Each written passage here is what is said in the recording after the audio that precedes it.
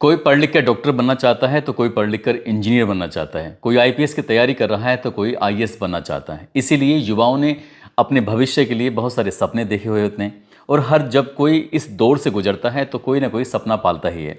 किसी के सपने पूरे हो जाते हैं तो किसी के सपने पूरे नहीं होते हैं। लेकिन 21वीं सदी के इस दौर में जब से मोबाइल ने दस्तक दी है, तब से खासकर सोशल मीडिया ने अपनी पकड़ मजबूत की है, तब से युवाओं के सपने भी बदल चुके हैं।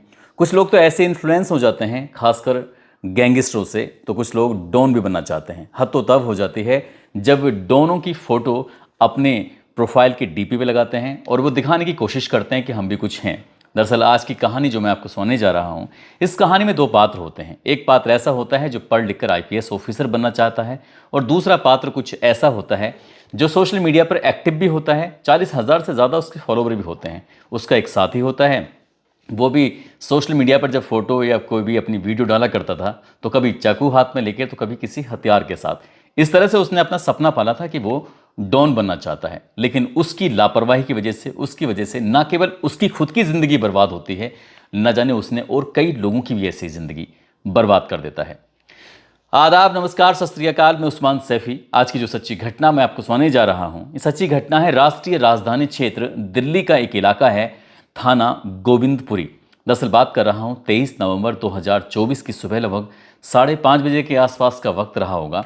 इसी थाना क्षेत्र में एक इलाका है संत रविदास मार्ग।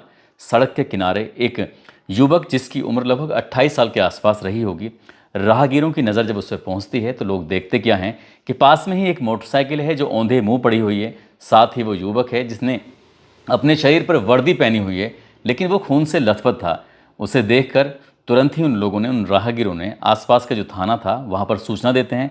साथ ही उच्च अधिकारियों को तत्काल प्रभाव से सूचना देते हैं। जैसे ही उच्च अधिकारियों को और थाने को सूचना मिलती है, पुलिस मौके पर पहुँचती है और मौके पर आने के बाद देखती क्या है कि वो सिपाही है और वे संबंधित थाने का ही सिपाही है। उसी की बाइक खड़ी हुई है और वो खून से लथपथ था। तत्काल प्रभाव से उसको वहाँ से उठाते हैं। उठाने के बाद हॉस्पिटल लेके जाते हैं। डॉक्टर से कहते हैं, डॉक्टर साहब चिंता करने की कोई बात नहीं है, चाहे कितना ही पैसा खर्च हो जाए, इसको बचाना है। लेकिन डॉक्टर जैसे ही उस सिपाही की नब्ज़ टटोल के देखते हैं तो पता चलता है कि सिपाही तो मर चुका है। अब उसके बारे में पता किया जाता है, उसके पोस्टमार्टम रिपोर्ट आती है, उसे पता चलता है कि उसको ताबड़तोड़ चाकुओं से वार किए गए हैं। यानी कि उससे किसी ने इतना गुस्से में मारा है। लेकिन क्यों मारा है और इसके पीछे की वजह क्या है, पुलिस इन कारणों की भी तलाश में जुट जाती है। साथ ही उसके बारे में जब जानकारी जुटाई जाती है, दरअसल पता चलता है कि 28 साल का वो नौजवान, जिसका नाम किरणपाल सिंह होता है, जो कि उत्तर प्रदेश का एक ज़िला है बुलंदशहर, और बुलंदशहर ज़िले का ही एक थाना लगता है आहार। आहार थाना क्षेत्र का एक गांव लगता है सिहाली नागर। दरअसल वहां का रहने वाला ये लड़का होता है जिसकी उम्र 28 साल होती है। पिता, जिनका नाम द्वारका सिंह होता है, द्वारका सिंह की काफ़ी साल पहले मौत हो जाती है। ये दो भाई होते हैं, एक का नाम सोनू होता है, दूसरे का नाम किरणपाल सिंह होता है। सोनू वो विकलांग होता है, हालांकि वो मेहनत मजदूरी करके प्राइवेट कंपनी में नौकरी करके अपने परिवार का भरण पोषण कर रहा था। लेकिन जो ये किरणपाल सिंह होता है वह शुरू से ही पढ़ने में होशियार होता है। उसने एमए भी कर लिया था। पिता की मौत के बाद वो अपने मामा के संपर्क में आ जाता है। मामा जो कि उसके शिकारपुर थाना क्षेत्र का एक गाँव लगता है याकूबपुर, वहाँ के रहने वाले होते हैं कालीचरण। उनके संपर्क में आने के बाद वो जी तोड़ मेहनत करता है। उधर माँ मेहनत मजदूरी करके अपने बेटे को पैसे देती है और जो पैसे मिलते हैं उसके बाद वो लड़का भी मेहनत कर रहा है। साल 2018 में आखिरकार दिल्ली पुलिस में जगह निकलती हैं। वो अप्लाई करता है और उसकी नौकरी लग जाती है। उसने लेकिन हिम्मत नहीं आ रही थी। दिल्ली पुलिस में बतौर सिपाही भर्ती होने के बावजूद भी वो आगे की तैयारी कर रहा था। उसकी कोशिश थी कि क्यों ना कोई बड़ा एग्ज़ाम निकाल कर वो ऑफिसर बनना चाहता था। इसके लिए वो लगातार मेहनत कर रहा था और पूरी ईमानदारी, पूरी शिद्दत से वो अपने काम को अंजाम दे रहा था। उसकी पोस्टिंग कुछ दिन पहले तक यानी कि किशनगढ़ थाने में थी, लेकिन वहाँ से मार्च 2024 में किशनगढ़ से गोविंदपुरी थाने में हो जाती है। उसके बाद वो पोस्टिंग हो जाती है और अपना जो भी काम मिलता था, जो भी ड्यूटी मिलती थी, पूरी शिद्दत, पूरी ईमानदारी से उसको निभा रहा था। लेकिन ऐसे ही पता चलते चलते जब पता चलता है कि वो गंभीर हालत में मिलता है, उसको किसी ने ताबड़तोड़ चाकुओं से वार किया है। अब पुलिस की ये जिम्मेदारी बन जाती है कि आखिरकार उस सिपाही का कौन दुश्मन हो सकता है जो कि ईमानदारी से पढ़ाई कर रहा था और आगे ऑफिसर बनना चाहता है। इसका किसी से कोई झगड़ा नहीं और किसी से कोई विवाद नहीं था, उसके बावजूद भी इसको कौन मार सकता है। पुलिस ने जब इस मामले की जांच पड़ताल करना शुरू किया है तो आसपास के जो सीसीटीवी कैमरे होते हैं, उन सीसीटीवी कैमरे को जो खंगाला जाता है तो पता चलता है कि स्कूटर पर 3 लड़के आते हैं और तीनों लड़कों में से ही एक ने चाकू मारता है और उसकी हत्या कर देता है। लेकिन इन लड़कों के बारे में जब पता करने की कोशिश की जाती है तो इनके बारे में जानकारी मिलती है। इनका नाम दीपक सिंह होता है, जो दीपक मैक्स के नाम से सोशल मीडिया पर एक्टिव भी होता है और लगभग उसके 40,000 के आसपास फॉलोवर भी होते हैं। एक और साथी होता है जिसका नाम कृष गुप्ता होता है, जो कि गोविंदपुरी थाने क्षेत्र का ही रहने वाला होता है। साथ ही एक लड़का और होता है जिसका नाम राघव उर्फ रॉकी होता है, उम्र जिसकी लगभग 19 साल के आसपास होती है। यूँ तो वो उत्तर प्रदेश के ज़िला एटा का रहने वाला होता है, लेकिन फिलहाल वो रह रहा है डी ब्लॉक, संगम विहार, दिल्ली में। अब पुलिस इन तीनों की तलाश में जुट जाती है। आखिरकार कृष गुप्ता तो पुलिस को आसानी से मिल जाता है, बिना किसी शोर शराबा के, बिना किसी परेशानी के। लेकिन पुलिस जब उस दीपक सिंह को, साथ ही रॉकी को तलाश कर रही थी, तो दीपक सिंह के बारे में सूचना मिलती है और दीपक सिंह के बारे में पता चलता है कि डीडीए फ्लैट में उसकी लोकेशन पाई जाती है। पुलिस ने जब उसकी घेराबंदी करने की कोशिश की तो पता चलता है कि उसने पुलिस को देखते ही गोलियां चलाना शुरू कर देता है। हालांकि पुलिस उससे जवाबी कार्रवाई में जब गोली चलाती है तो उसकी टांग में गोली लग जाती है, वो गंभीर रूप से घायल हो जाता है।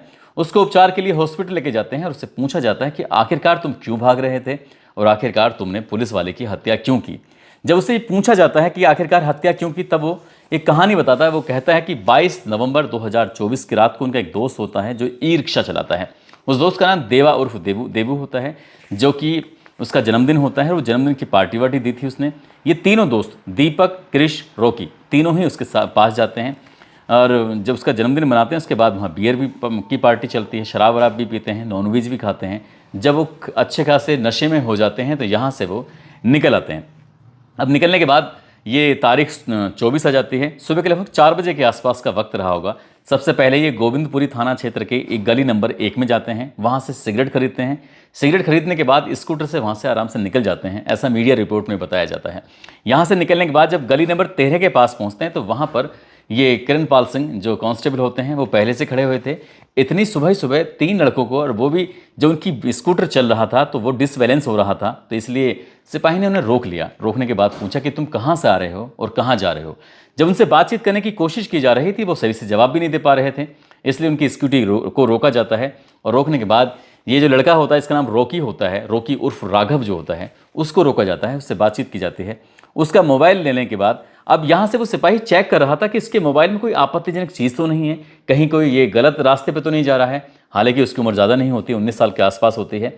उस लड़के ने, रॉकी ने, सिपाही से बार बार कहा कि मेरा मोबाइल मुझे वापस दे दो। उसने कहा मैं चेक कर रहा हूँ, मैं सिर्फ चेक करने के बाद ही तुम्हें जाने दूंगा, क्योंकि तुम्हारी हालत भी ठीक नहीं है। अब सिपाही तो नॉर्मली जैसे जांच करते हैं, पड़ताल करते हैं, पुलिस वाले अक्सर रोक कर किसी से बातचीत करके, क्योंकि बातचीत से ही पता चल जाता है कि सामने वाला व्यक्ति किस प्रवृत्ति का है, वो अच्छा है या बुरा है। लेकिन जैसे उसकी प्रवृत्ति के बारे में उसके मोबाइल को खंगालने की वो किरणपाल सिंह सिपाही कोशिश कर रहा था, इसी बीच में इस रॉकी नाम के युवक को इतना गुस्सा आता है कि वो अपनी चाकू निकालता है। चाकू निकालने के बाद यहाँ कृष और दीपक जो होता है वो उसकी मदद कर देते हैं और एक के बाद एक लगातार चाकुओं से उस पर वार कर देता है और वो तब तक मारता है जब तक क्या वो गंभीर रूप से घायल नहीं हो जाता। इसके बाद कृष, दीपक और साथ ही रॉकी उर्फ राघव यहाँ से मौका पाते ही भाग जाते हैं अपनी स्कूटर लेकर। जो मोटरसाइकिल है वो मोटरसाइकिल पुलिस वाले की वहीं पड़ी रहती है। काश कि उन्होंने सही वक्त पर इन तीनों में से किसी ने भी अगर दया दिखाई होती, मानवता के नाते, इंसानियत के नाते पुलिस को फ़ोन कर दिया होता, तो शायद किरणपाल सिंह जिंदा होता और उसको सही वक्त पर इलाज मिल जाता। लेकिन उपचार ना मिलने की वजह से वहीं पर तड़प तड़प कर सिपाही दम तोड़ देता है। जब सीसीटीवी कैमरे के माध्यम से ये पता चलता है 3 लोगों के बारे में, 2 तो पकड़े जाते हैं, कृष और दीपक मुठभेड़ के बाद। इसी बीच में पता चलता है कि 24 नवंबर की देर रात की बात होती है। संगम बिहार से सूरज कुंड के बीच में एक इलाका होता है, वहाँ पर उसकी लोकेशन मिल जाती है, यानी कि रॉकी उर्फ राघव की जो लोकेशन मिलती है। तो इसी बीच में एएसआई आदेश, हवलदार अर्जुन, कोशिंदर, बलकार, मोहित ये पहले से ही घेराबंदी कर लेते हैं और घेराबंदी करने के बाद जो रॉकी होता है उससे रोकने के प्रयास करते हैं। कहते हैं कि रॉकी अपने आप को कानून के हवाले कर दो, नहीं तो फिर पुलिस को गोली चलाने के लिए मजबूर होना पड़ेगा। इससे पहले कि पुलिस अपनी बात को पूरी तरह से कह पाती, तुरंत ही रॉकी ने पुलिस को देखते ही गोलियां चलाना शुरू कर दिया, क्योंकि वो एक हत्या तो कर चुका था। बताया ये भी जाता है कि उसने जब नाबालिग होता है तब भी उसने इसी तरह का कोई अपराध किया था, लेकिन उसे पुलिस का कोई खौफ नहीं था। जब उसके सोशल मीडिया अकाउंट को खंगाला जाता है, उसके दोस्तों से उसके बारे में पूछा जाता है, तो पता चलता है कि बड़े बड़े डॉन, बड़े बड़े गैंगस्टर से वो इतना इन्फ्लुएंस था, वो उनके जैसा बनना चाहता था, वो डॉन बनना चाहता था और उसका यही सपना था। तो उसने पुलिस को देखते जब गोली चलाई तो पुलिस ने उसे रोकने की कोशिश की, लेकिन वो रुक नहीं रहा था। इसलिए पुलिस ने जब ताबड़तोड़ लगातार गोलियां चलानी शुरू की हैं तो एक दो नहीं, उसको 4 गोलियां लगती हैं और 4 गोली लगते ही वो गंभीर रूप से घायल हो जाता है। जब गंभीर रूप से घायल होता है, पुलिस ने तत्काल प्रभाव से उसको पकड़ा, उठाया। उठाने के बाद ESIC एक हॉस्पिटल होता है ओखला में, उसको तत्काल प्रभाव से वहाँ लेके जाते हैं, लेकिन डॉक्टर उसको मृत घोषित कर देते हैं। आखिरकार जब ये घटनाक्रम, ये कहानी लोगों के सामने आती है तो इस कहानी से बड़ा तकलीफ होती है, दर्द होता है, क्योंकि किरणपाल सिंह जो सिपाही होता है वो अपनी माँ का ऐसा चिराग था जो कि परिवार के लिए बहुत मेहनत कर रहा था, कुछ बनना चाहता था और परिवार की जो गरीबी थी उसको दूर करना चाहता था। उसके पिता बचपन में ही चले जाते हैं, मामा ने उसकी मेहनत की, ईमानदारी से उसको पढ़ाया लिखाया, वो LLM कर लेता है और LLM करने के बाद जब मौका मिलता है तो दिल्ली पुलिस में साल 2018 में भर्ती हो जाता है। अब आप तो जानते हैं कि पुलिस में भर्ती होने के बाद पुलिस वाले कितना काम करते हैं, उस काम करने के बावजूद भी वो वक्त निकालता था ताकि पढ़ सके। हालांकि इस बीच में उसने अपने परिवार के लिए गाजियाबाद इलाके में घर भी खरीदा था किश्तों पर, लेकिन वो अब इस दुनिया में है ही नहीं। पता नहीं उस घर की किश्त कौन भरेगा, कौन नहीं भरेगा। माँ का रो रो कर बुरा हाल हो जाता है। माँ कहती है कि मेरी तो ज़िंदगी ही छीन ली है उस अपराधी ने, जो कि एटा का रहने वाला रोकी होता है। अब रोकी भी इस दुनिया में है नहीं, क्योंकि उसको उसके कर्मों की सज़ा मिल चुकी है। दोस्तों, इस पूरे घटनाक्रम को सुनाने का उद्देश्य किसी को परेशान करना नहीं है, किसी का दिल दुखाना नहीं है, बल्कि आपको जागरूक करना है, आपको सचेत करना है, आपको बताना है कि आपको भविष्य में किस तरह के सपने देखने चाहिए। आपको डॉक्टर बनना चाहिए, इंजीनियर बनना चाहिए, आपको पत्रकार बनना चाहिए, लेकिन इस तरह से नहीं कि किसी भी गैंगस्टर को देखने के बाद आप उसकी सेल्फी या उसके फ़ोटो को अपने मोबाइल की DP में लगाएं, अपने सोशल मीडिया के हैंडलिंग में लगाएं। जब कई बार आप देखते भी होंगे, जब खासकर आजकल एक नाम बड़ा सुर्खियों में चल रहा है लॉरेंस का, लॉरेंस से लोग इतने प्रभावित हैं कि उसकी फ़ोटो को लाइक करते हैं, वो उसके जैसा बनना चाहते हैं। तो वाकई ये बड़े अफसोस की बात है उन युवाओं के लिए जिनके कुछ इस तरह के सपने होते हैं। उनके सपनों से न जाने कितने लोगों की ज़िंदगियां बर्बाद हो जाती हैं। जैसे किरणपाल सिंह के परिवार एक तरह से हादसे पर पहुंच चुका है। आगे क्या होगा क्या नहीं होगा कुछ कह नहीं सकते। दोस्तों, जाते जाते इसिता माहूर हैं, साथ ही पूजा सेन जो कि छतरपुर से रहने वाली हैं, नूर आरिफा हैं पंजाब से, विक्की यादव हैं गया से, यश पांडे हैं वाराणसी से। आज इन सभी का जन्मदिन है। इनको सभी को जन्मदिन की बहुत सारी शुभकामनाएं, बहुत बहुत मुबारकबाद। साथ ही कुछ लोगों ने नाम लेने की अपील की है, जिसमें किशनगंज से सजीम अख्तर हैं, हनुमानगढ़ से सुभाष गुप्ता हैं, गोपालगंज से नफीस खान हैं, ऋचा कुमारी हैं, अंकिता मधुबन से हैं, नेपाल सऊदी अरब से हैं, नेपाल सऊदी आलम अंसारी हैं जिन्होंने नाम लेने की अपील की है। साथ ही सहारनपुर से रवीश गुज्जर हैं, अनूपशहर से लाल सिंह ठाकुर हैं, सिवान से सावन कुमार हैं, छत्तीसगढ़ से नैन्सी सैनी, बलरामपुर से अली खान पत्रकार हैं, गोरखपुर से विजय भान यादव, अंजू सोनी, गुड्डू कुमार जो गया से हैं, नसीम मलिक, डॉक्टर नूर आलम, अमर सिंह। आप सब लोग अपना ख्याल रखें, सुरक्षित रहें। जय हिंद, जय भारत।